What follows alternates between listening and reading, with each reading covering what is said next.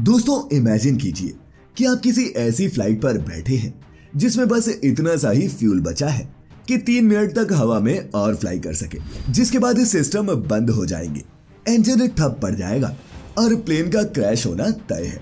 दोस्तों आपको बता दूं कि ये कोई मनगढ़ंत कहानी नहीं बल्कि एक असली दास्तां है 2015 में दोहा से कोचिन आने वाली जेट एयरवेज के एक विमान की, जिस पर अजय देवगन की फिल्म रनवे 34 आने वाली है, जिसका ट्रेलर आपने अब तक देख ही लिया होगा। खैर ये तो बात रही एक फिल्म की जिसमें सच्चाई से इतर मिर्च मसाला भी भरा जाता है, लेकिन आज फैक्टिफाइड हिंदी के इस सफर में हम मिलकर जानेंगे जेट एयरवेज 9W555 की रियल कहानी, जिसे ब्लाइंड लैंडिंग के नाम से जाना गया। तो बांध लीजिए अपनी अपनी कमर पेटियां एक बार फिर और बिना स्किप किए बने रहे वीडियो के अंत तक। फैक्टिफाइड, फैक्ट्स ऑन योर फेस। दोस्तों ये वाकया है आज से करीब 7 साल पहले का 8 अगस्त 2015, जब रात के अंधेरे में 142 पैसेंजर्स और 8 क्रू मेंबर्स के साथ जेट एयरवेज की फ्लाइट 9W555 कतर की राजधानी दोहा से केरल के कोचिन इंटरनेशनल एयरपोर्ट के लिए उड़ान भरती है। लेकिन पिछले कई दिनों से हो रही तेज बारिश के कारण धुंध इतनी ज्यादा थी कि विजिबिलिटी बहुत ही कम हो गई। इतनी की फ्लाइट उड़ा रहे कप्तान विक्रांत खन्ना को रनवे दिख ही नहीं रहा था, तो फिर वो लैंड कैसे करते। लैंडिंग की इसी मिस अप्रोच के कारण उन्हें गो अराउंड करना पड़ा, माने कि प्लेन को एयरपोर्ट के इर्द गिर्द घुमाना पड़ा। अब दोस्तों आप सोचेंगे कि गो अराउंड क्या होता है, तो दोस्तों इसमें होता यह है कि फ्लाइट लैंड करने के लिए नीचे उतरती तो है, लेकिन धुंध जैसे किसी कारण की वजह से उसे वापस उड़ान भर के सेफ एल्टीट्यूड पर पहुंचाया जाता है। इसे ही गो अराउंड कहते हैं, ताकि एक सेफ एल्टीट्यूड पर पहुंचकर यह फैसला लिया जाए कि आगे क्या करना है। जैसे कि इस केस में रनवे नहीं दिख रहा था, तब कप्तान को अपने अगले डिसीजन का फैसला लेना था। कहीं और लैंडिंग ट्राई करने से पहले उन्होंने लैंडिंग के लिए दूसरा अप्रोच लिया, लेकिन कोशिश इस बार भी नाकाम रही और उन्हें दोबारा से गो अराउंड करना पड़ा।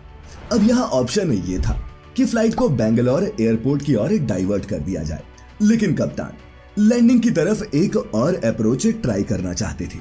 दिक्कत ये थी कि पहले ही 2 गो अराउंड में फ्यूल की इतनी खपत हो चुकी थी और अगर तीसरी लैंडिंग अप्रोच भी मिस हो जाती तो फिर बेंगलोर जाने जितना तेल बचता ही नहीं, क्योंकि किसी भी फ्लाइट में इतना ही फ्यूल होता है जिससे आप अपने डेस्टिनेशन तक पहुंचकर सेफ लैंडिंग कर सके, साथ ही इमरजेंसी में किसी ऑल्टरनेट डेस्टिनेशन तक पहुंच सके।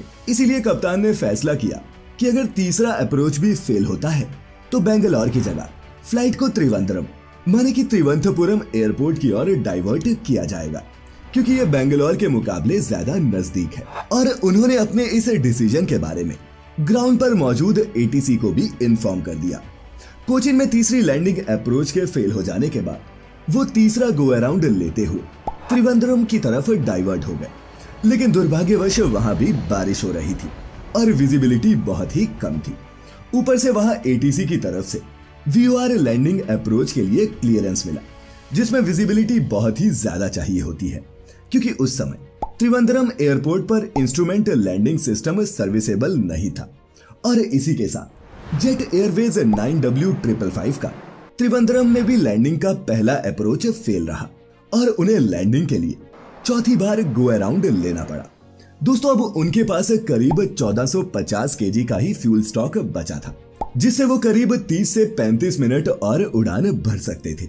इसीलिए पायलट ने एटीसी से फुल सपोर्ट मांगते हुए मेडे डिक्लेयर कर दिया। दोस्तों अलग अलग फिल्मों में आपने भी पायलट को मेडे मेडे कहते हुए सुना होगा।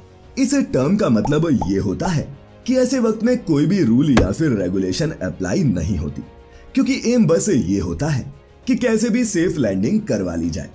इसीलिए सारा कंट्रोल पायलट की सूझबूझ पर छोड़ दिया जाता है। अब वीओआर लैंडिंग अप्रोच में फ्यूल कंजप्शन ज्यादा होता है, इसीलिए पायलट विजुअल अप्रोच से लैंडिंग कराने की ठानता है, जिसमें रनवे को फिजिकली देखकर प्लेन को लैंड करवाया जाता है। लेकिन ये ट्राई भी फेल रही और उन्हें 5वीं बार गो अराउंड लेना पड़ा, जिसके बाद उनके पास बचा था 900 केजी फ्यूल और इतने से फ्यूल के साथ वो कहीं भी और डाइवर्जन नहीं ले सकते थे। इसीलिए एक और विजुअल अप्रोच लिया गया। लेकिन फ्लाइट का रनवे के साथ अलाइनमेंट नहीं हो रहा था क्योंकि कुछ दिख ही नहीं रहा था और ये अप्रोच भी मिस अप्रोच में बदल गया और उन्हें लेना पड़ा छठा गो अराउंड, जिसके बाद उनकी मुश्किलें और भी ज्यादा बढ़ गई क्योंकि अब उन्हें किसी भी हालत में लैंड करना ही था क्योंकि फ्यूल अब 15 मिनट तक फ्लाई करने जितना ही बचा था। और अगर अब एक भी और गो अराउंड लिया जाता तो उसका मतलब था प्लेन का क्रैश होना, वो भी 150 लोगों के साथ। इसीलिए कप्तान विक्रांत खन्ना ने अपनी को पायलट कप्तान तान्या के साथ मिलकर कैसे भी प्लेन लैंड कराने की ठान ली। अब तक वो रनवे 14 ट्राई कर रहे थे, लेकिन अब 180 डिग्री का टर्न लेते हुए वो रनवे 34 पर पहुंच गए और पता नहीं कैसे लेकिन उन्होंने सक्सेसफुल लैंडिंग करवा भी ली क्योंकि इस लास्ट ट्राई के वक्त भी प्लेन की गो अराउंड की सिचुएशन बन चुकी थी, जिसका मतलब होता प्लेन का क्रैश होना। इसके साथ ही प्लेन बैंक एंगल पर चल रहा था, माने कि एक साइड से इतना झुका हुआ था जो बहुत खतरनाक था। बाद में जब कॉकपिट के ऑडियो टेप को सुना गया तो उससे पता चला कि ये एक ब्लाइंड लैंडिंग थी क्योंकि जब फर्स्ट ऑफिसर तान्या ने पायलट से पूछा कि आपको रनवे दिख रहा है तो उसका जवाब था नहीं, मैं बस ब्लाइंडली आगे बढ़ रहा हूं। दोस्तों, कप्तान विक्रांत खन्ना ने अपनी सूझबूझ से लैंडिंग तो करवा ली, लेकिन बाद में उन पर लीगल एक्शन लिया गया और उनका डिमोशन हो गया। हालांकि इस घटना ने कप्तान को कईयों की नजरों में हीरो भी बनाया, तभी तो उन पर आज ये फिल्म बन रही है जो अप्रैल के लास्ट में रिलीज होने वाली है। हालांकि इस फिल्म का नाम पहले मेडे था जो अब बदलकर रनवे 34 कर दिया गया है, जिसमें विक्रांत के रोल में अजय देवगन, तान्या के किरदार में रकुल प्रीत और अमिताभ बच्चन इंक्वायरी ऑफिसर के रूप में दिखेंगे। बाकी अगर आप भी कभी किसी ऐसी फ्लाइट पर फंस जाएं, तो आपका रिएक्शन क्या होगा नीचे मुझे कमेंट्स में लिखकर जरूर बताइएगा। खैर, मैं लेकर आता रहूंगा ऐसी ही इंटरेस्टिंग और मजेदार वीडियोस। तब तक अपना अपने चहेतों का ख्याल रखें, खुश रहें और वीडियो पूरी देखने के लिए आपका बहुत बहुत शुक्रिया।